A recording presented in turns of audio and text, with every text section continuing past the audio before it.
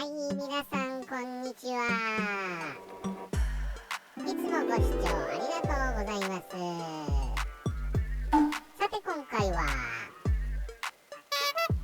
VMAX1200 クラッチレディーズオーバーホール編。それは何気ない日常点検で、クラッチマスターリザーブを開けると減っている。どこから漏れてるの？最後までゆっくりしていってね。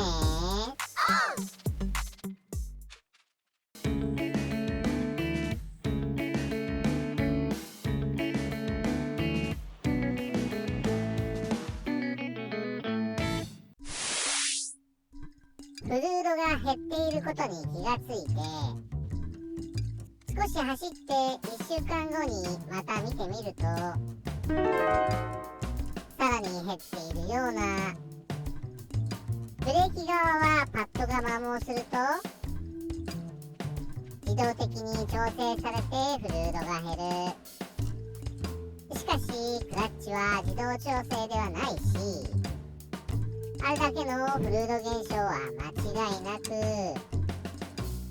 どこかで漏れている。ところがホースをたどって探しても特に漏れているところは見当たらない。やはりレディース本体を一度外してしっかり確認するしかないようです。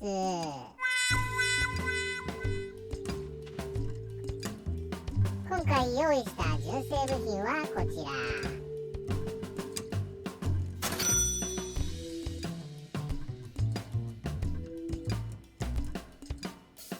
だいぶ昔にレディースをアッセンブリーで交換したことがあるけど約1万円。お金もないし尺も埋まらないので、今回は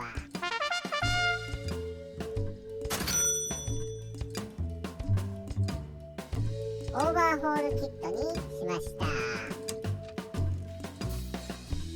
オーバーホールキットが出ているということは、ある意味で消耗しやすくよく漏れて交換するケースが多いことの裏返し。チェンジペダルを外していきます。リンクを抜く前に取り付け角度を記録に残しておくと後で楽です。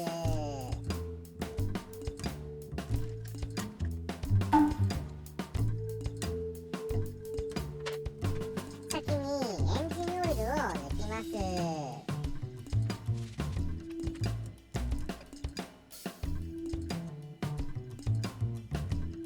ミドルギアケースカバーを開けます。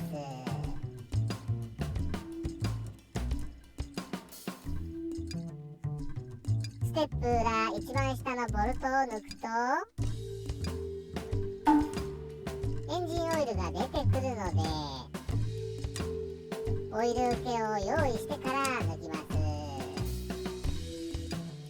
ここだけドアワッシャーが入っています。ミドルギアケースカバーを開けると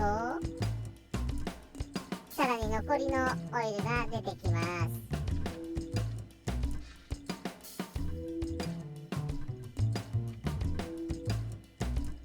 ガスケットが貼り付いていました。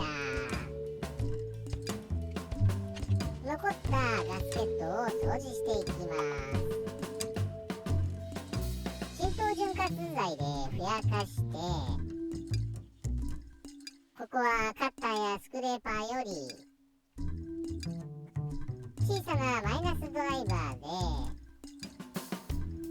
削ぎ落とすようにすると楽でした。これが一番面倒な作業ですね。仕上げにオイルストーン400番。オイルをたっぷりつけて磨きます。一箇所に集中しないように長い面をぴったり当てて全体的に同じ高さで面修正。カバー側も同様にガスケット除去。浸透潤滑剤でふやかしてマイナスドライバー。オイルストーン400番。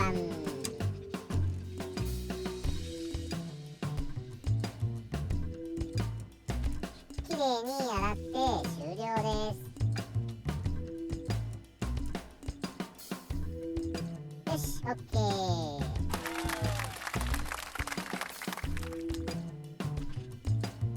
配線を束ねているホルダーを広げ、配線を一時的にフリーにします。盤上ボルトを左に回し緩めるときに金属製の管が一緒に引っ張られ、ここに無理な力がかかるため、適当なものを差し込んで回り止め。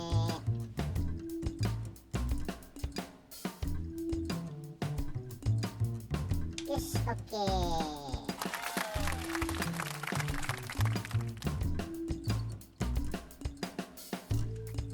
フルードが出てきました。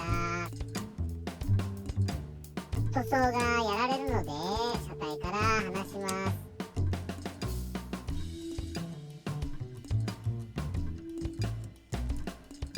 奥はこんな感じになってます。上下2本の六角穴ボルトを外します。奥が深いので六角レンチの延長が必要。プッシュレバー下側のボルト。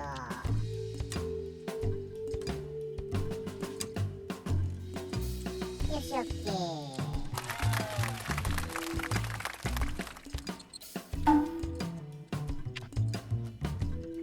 プッシュレバー上側のボルト。おや？ソケットが太くて上側は入らない。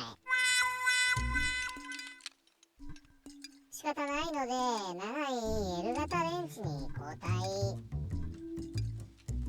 力をかけて回す部分が短いのでメガネレンチの片方を差し込んで柄を長くしててこの原理で回します。なかなか硬いからねじれて折れそう。よし、OK。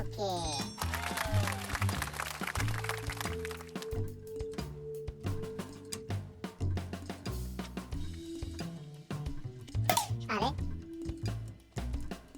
外れたけど今度は全然出てこない。このパイプを先に外さないとダメだ。仕方ないのでこの状態のまま外します。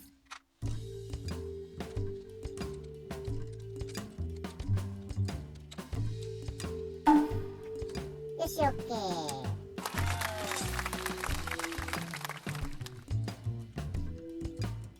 配線を持ち上げてここから出します。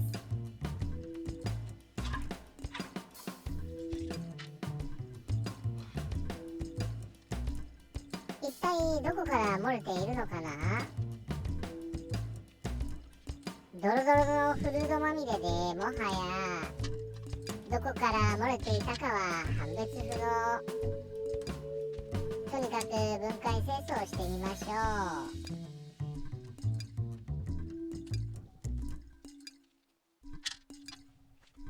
付属部品をそれぞれ洗浄。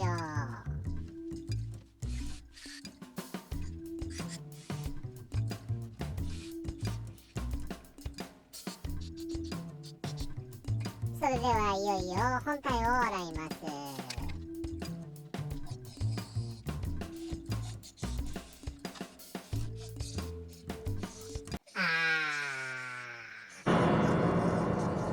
なんじゃこりゃ。もはや泥水やないか。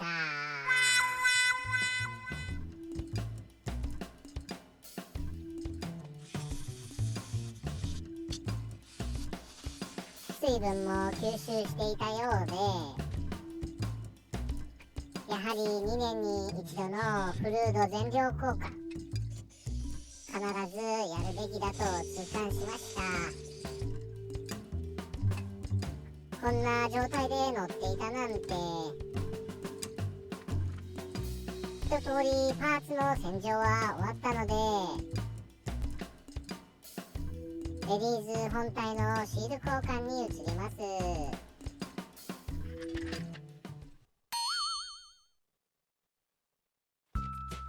ディース本体の分解洗浄です。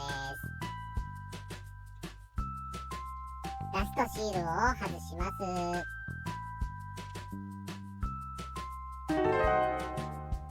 全周にわたって漏れた形跡あり、マイナスドライバーを一番外側の溝に刺し、反転させながら交互に引き出しました。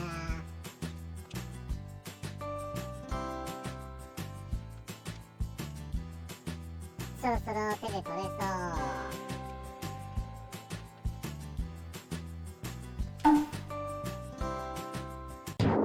うわ、なんじゃこりゃ。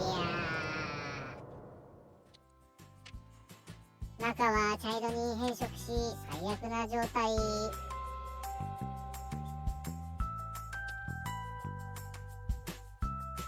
とりあえずきれいに洗浄します。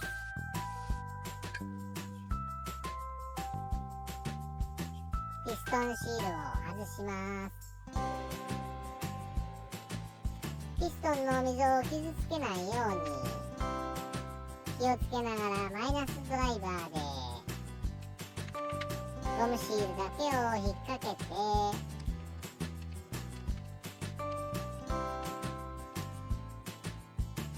丸いピストンに丸いシールだからなかなか外れなくてじれったいです。やっと外れました。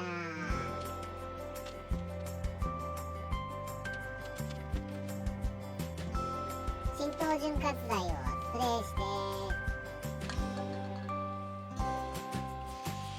太い汚れを落とします。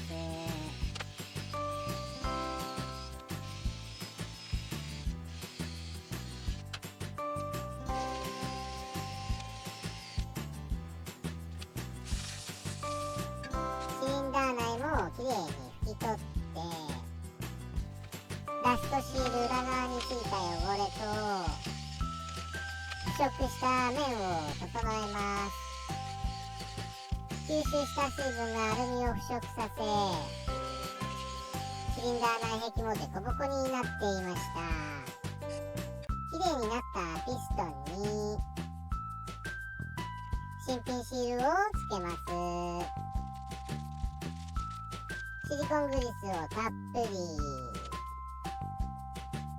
シールが入る溝に塗り込み、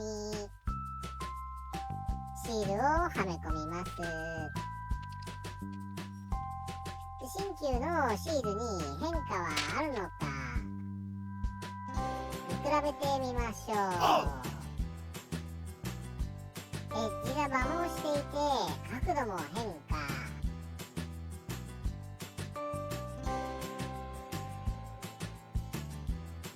新品には光沢がありますが、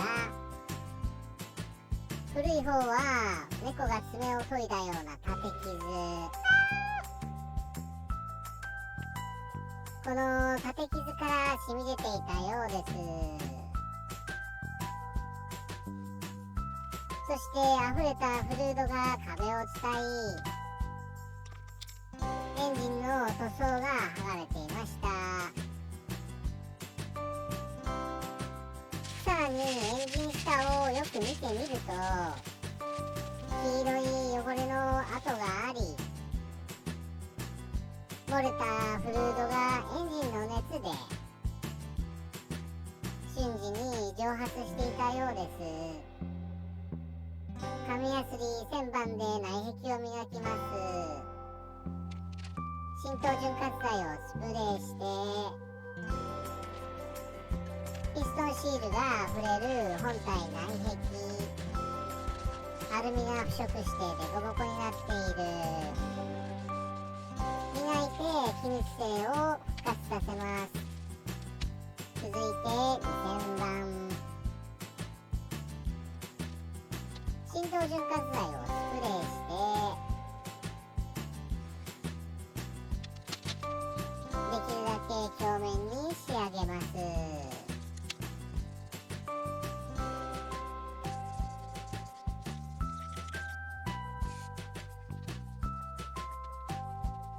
指先の感覚で仕上がりを確認。ツルツルになりました。よし、OK。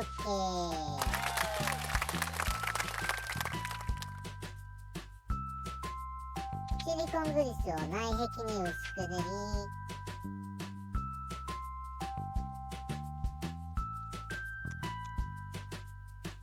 ピストンシールの前後にも薄く塗ります。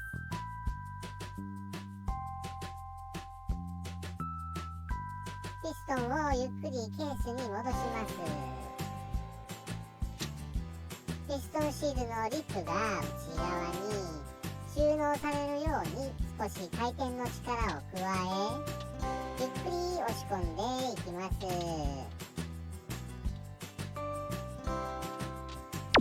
よし、OK。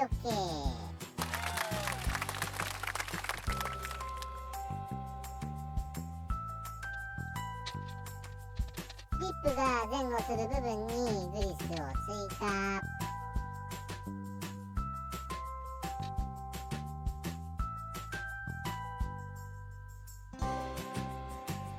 ラストシールをかぶせます。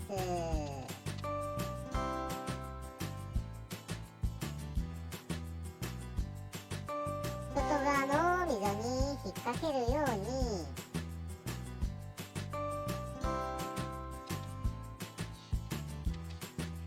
スムーズに動くことを確認。それでは本体に取り付けていきましょう。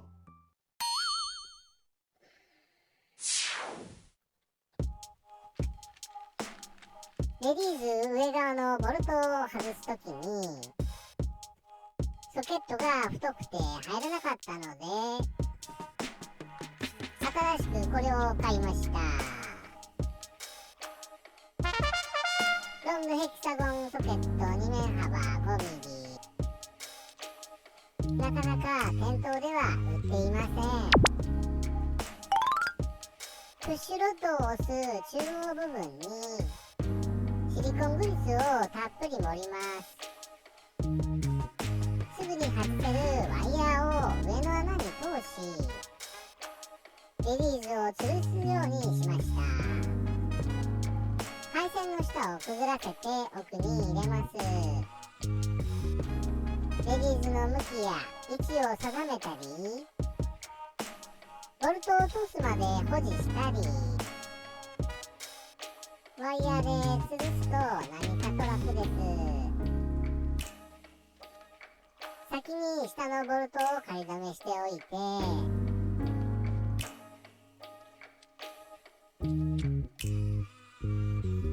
取り付けたワイヤーを抜き取ります。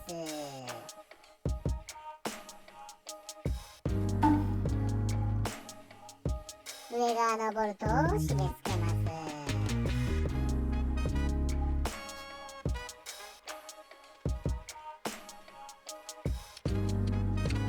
締め付け規定トルクは 1.2kgm。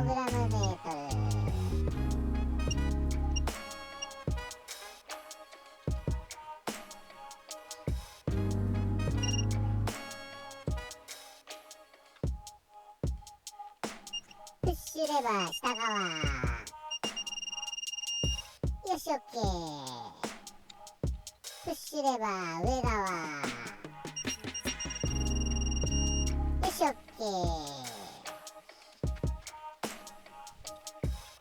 次はクラッチホース 2.5kgm。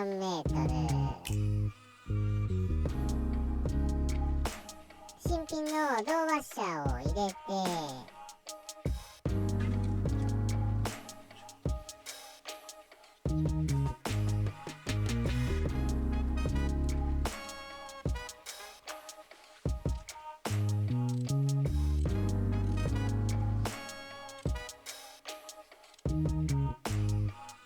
結構固く締める感じです。よし OK。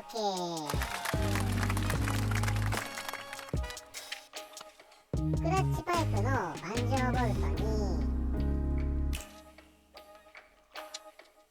新品のドワッシャー2個で挟み、レディーズの延長パイプに取り付け、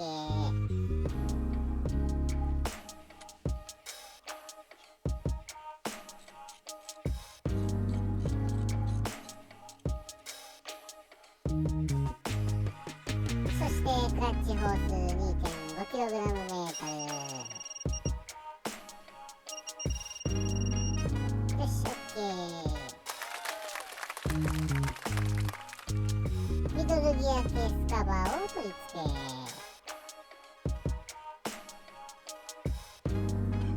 絶対というわけではないですが、念のため2箇所にだけ液体ガスケット、はみ出すと中に落ちてしまうので、薄付けタイプをごく少量です。ここにケース合わせ面があるからです。穴の位置をしっかり合わせて、ケースカバーをセットします。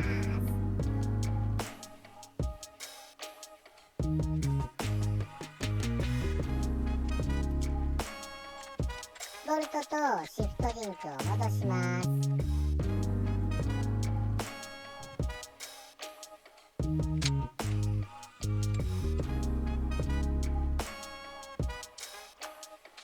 一番下のボルトの締め付けトルクを見るため、一旦ステップを外します。ここだけドワッシャーが入ります。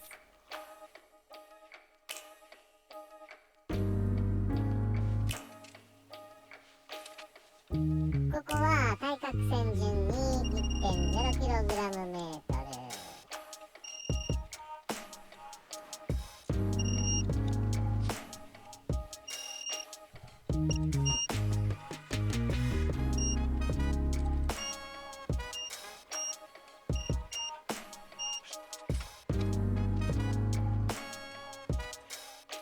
シフトリンクを取り付けて、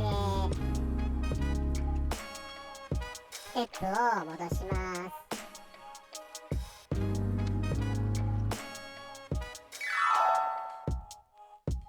フルードを入れていきます。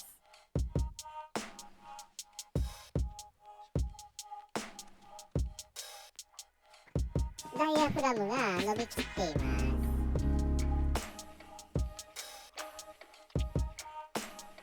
押し込んで元に戻します。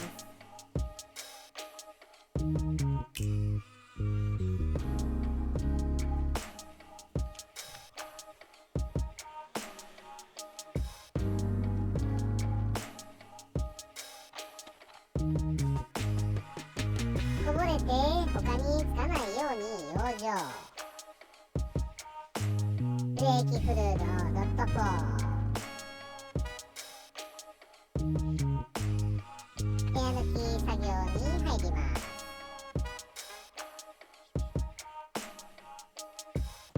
フリーザーボルトを一旦緩めた後、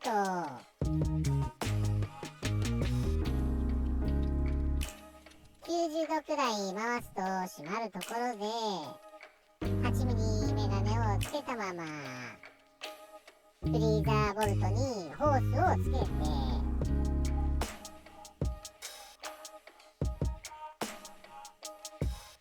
時間短縮するためシリンジを用意。一定の負圧をかけておきます。空にならないよう注意しながらリザーブタンクに補充します。時々レバーを握って感触を確認。どんどん吸い込まれていきます。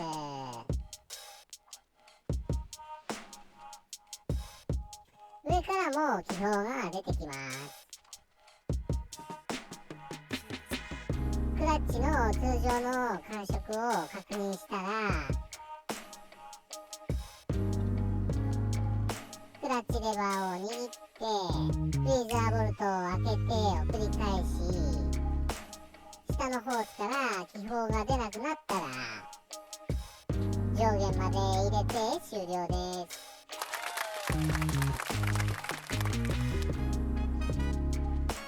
オイルを入れてテスト走行に行ってきます。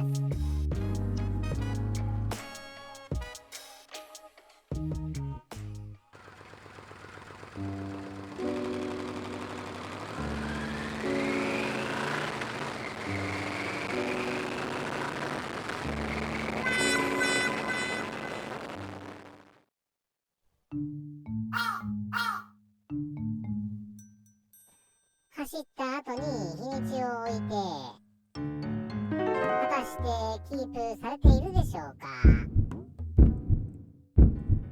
減っていませんでした。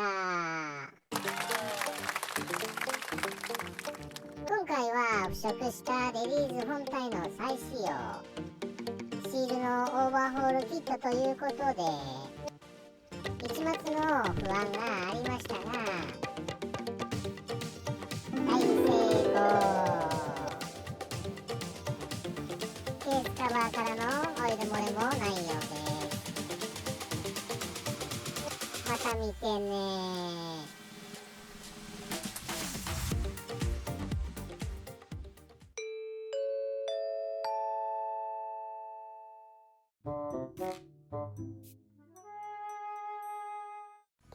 最後までご視聴ありがとうございました。